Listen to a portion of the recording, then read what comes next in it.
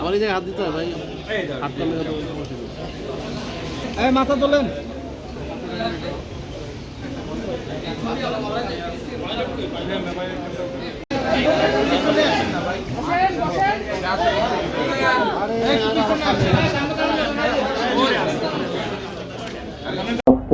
যাচাই করলে বোঝা যাবে যে তারা এর আগেও জড়িত ছিলেন কিনা। এখনো আসলে আমরা যাচাইয়ের প্রক্রিয়ার মধ্যে আছি, এখনই এটা মন্তব্য করতে পারছি না। আমরা তদন্তের পরেই বলতে পারবো এই বিষয়ে।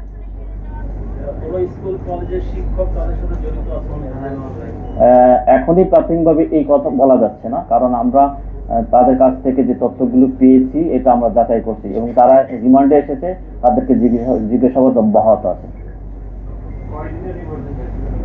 2 দিনের রিমান্ড পাওয়া গিয়েছে।